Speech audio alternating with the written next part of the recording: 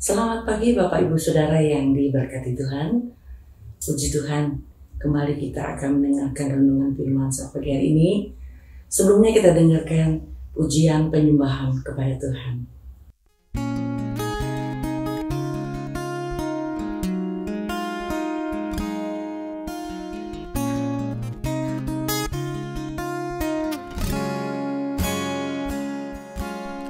Saat ku tak melihat jalanmu, saat ku tak mengerti rencanamu, namun tetap ku pegang janjimu. Pengharapanku hanya padamu. Hatiku percaya,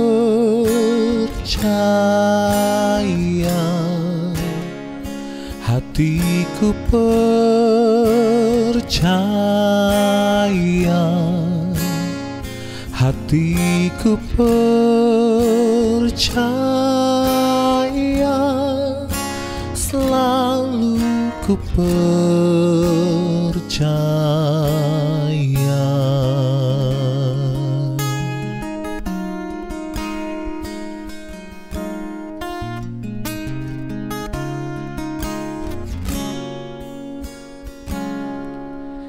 Saat ku tak melihat jalanmu, saat ku tak mengerti rencanamu, namun tetap ku pegang janjimu. Pengharapanku hanya padamu. Hatiku percaya,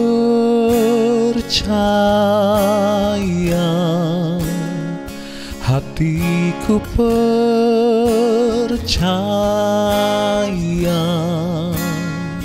hatiku percaya, selalu ku percaya.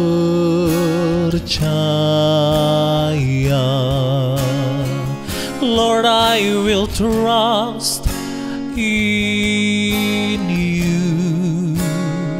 Lord, I will trust in you. Lord, I will trust in you. My heart will trust in you.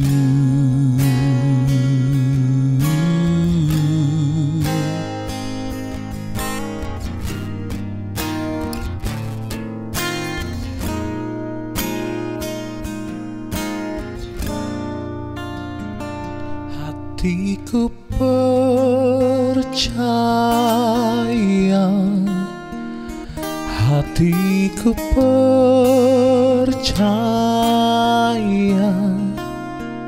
hatiku percaya,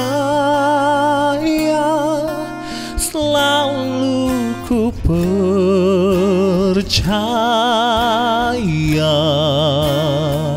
Hatiku percaya, hatiku percaya, hatiku percaya, selalu ku percaya, selalu ku percaya,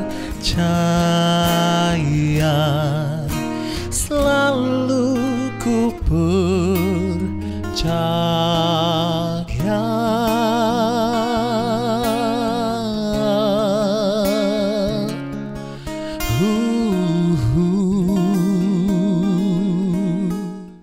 Puji Tuhan, biarlah pujian yang kita dengar saat pagi hari ini akan memberikan kekuatan buat saya dan saudara. Mari kita berdoa. Bapa dalam surga, kami bersyukur kepadamu buat segala kebaikan Tuhan dalam hidup kami. Sampai saat pagi hari ini kami menikmati segala kebaikan-Mu. Kami bersyukur Tuhan. Dan saat pagi hari ini kami akan mendengarkan firman-Mu. Biarlah firman-Mu menjadi kekuatan dalam hidup kami. Untuk kami melangkah bersama dengan Tuhan sepanjang hari ini. Kami mengucap syukur. Ini doa kami dalam nama Tuhan Yesus. Haleluya. Amin. Puji Tuhan. Judul atau tema renungan saat pagi hari ini tentang mengampuni orang lain, ya, mengampuni orang lain. Dan pembahasannya, hendaknya kita menjadi berkat dalam sabar dan mengampuni. Ya. Bicara renungan firman saat ini tentang bagaimana kita harus mengampuni, ya, mengampuni tentunya orang yang sudah melakukan kesalahan dalam hidup kita, ya, mengampuni. Sekarang kita buka ayatnya di dalam Kolose pasal 3 ayat yang ke-13. Sabarlah kamu seorang terhadap yang lain, dan ampunilah seorang akan yang lain. Apabila yang seorang menaruh dendam terhadap yang lain, sama seperti Tuhan telah mengampuni kamu, kamu perbuat jugalah demikian. Artinya Tuhan mengajar untuk saya dan saudara belajar mengampuni orang yang sudah melakukan kesalahan dalam hidup kita. Saya katakan ini bukan hal yang mudah, ya. Bicara tentang mengampuni itu bukan hal yang mudah untuk kita dapat melakukannya. Kenapa? Kalau kita tidak bisa mengampuni, apabila kita tidak merasa bersalah, bukan? Sulit bagi kita untuk mengampuni. Dan posisi kita dalam keadaan yang benar. Kemudian orang itu melakukan kesalahan dalam hidup kita. Kemudian kita harus mengampuni orang itu. Saya rasa itu tidak mudah. Ya. Di dalam kamus KBBI, kata mengampuni adalah memberi ampun atau memaafkan. Ada dua jenis di sini, ada memaafkan dan mengampuni. Kalau memaafkan mungkin setiap orang bisa kita lakukan. Memaafkan, misalkan contoh kita melakukan sesuatu kepada orang lain yang tidak berkenan, kemudian kita berkata, maafkan saya ya. Mungkin kita akan berkata juga, ya saya akan memaafkan kamu. Tapi bukan berarti kesalahan orang itu lepas begitu saja dan dilupakan begitu saja. Kata memaafkan itu. Tetapi mengampuni beda, saudara. Kalau mengampuni dalam Alkitab dikatakan melepaskan, membebaskan seorang dari kesalahan atau dosa. Ya, di dalam Alkitab melepaskan, membebaskan seseorang dari kesalahan atau dosa. Jadi kata mengampuni itu nilainya cukup tinggi dibanding memaafkan. Kalau menurut saya. Kenapa? Kalau mengampuni orang yang bersalah dalam hidup kita, kita harus melupakan kesalahan itu.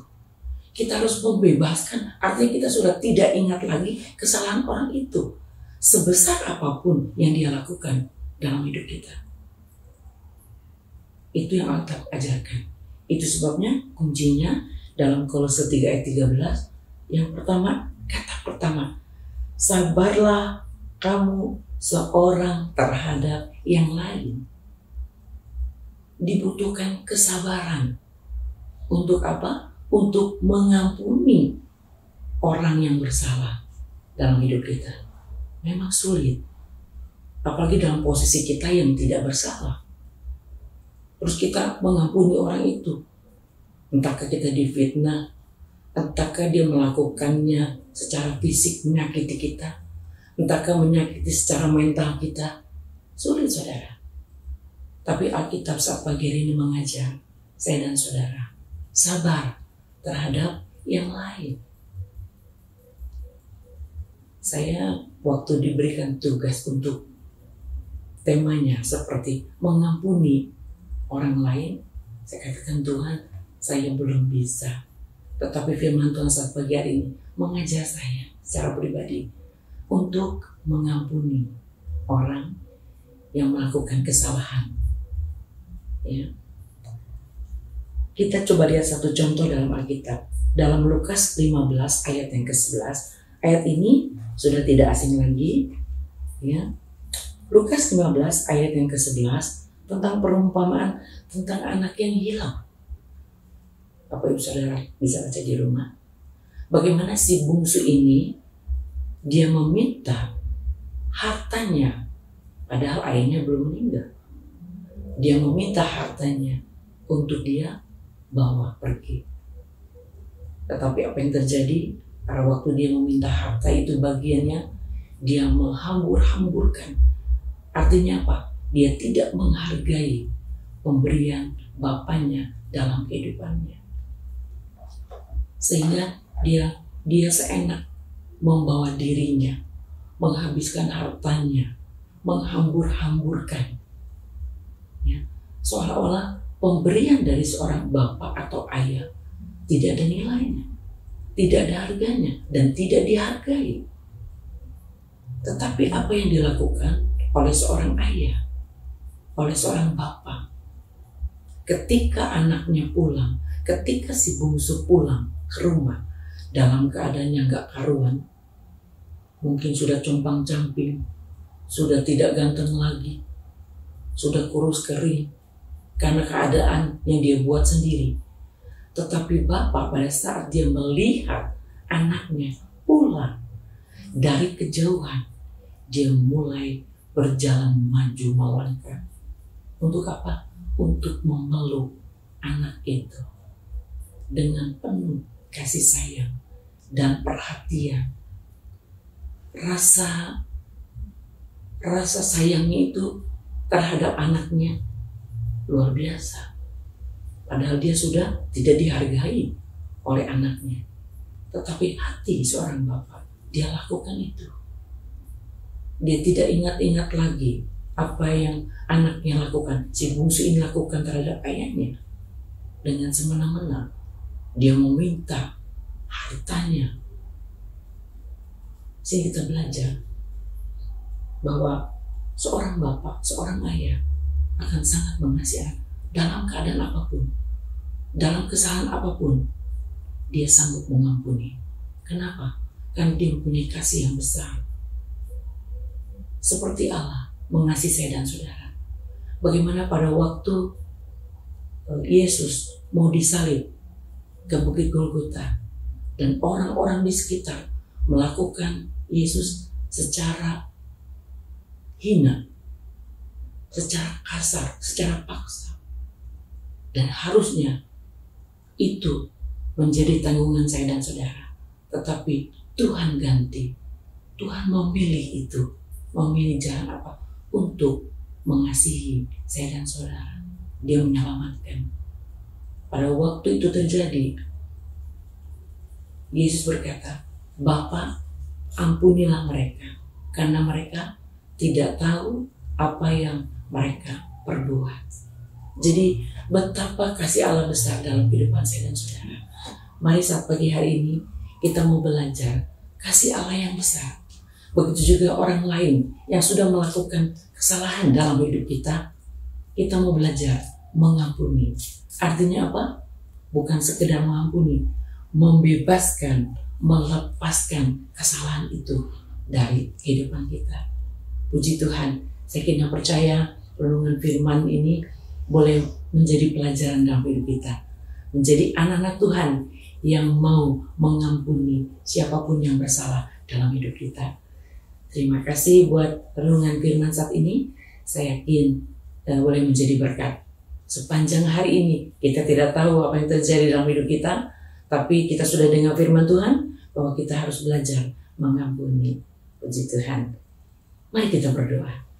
Bapa dalam sorga, kami bersyukur kepadamu buat kebenaran firman yang kami dengar saat pagi hari ini. Bagaimana Engkau mengajar kami untuk kami dapat mengampuni orang yang bersalah kepada kami.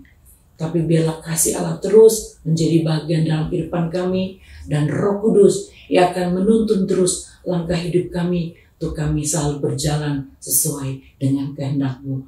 Terima kasih Tuhan, biarlah sepanjang hari ini berkat Tuhan, kemurahan Tuhan menjadi bagian kehidupan kami. Terima kasih Bapa, kami ucap syukur, ini doa kami kepadamu dalam nama Tuhan Yesus Kristus. Haleluya, amin. Tuhan Yesus memberkati. Di dalam Yesus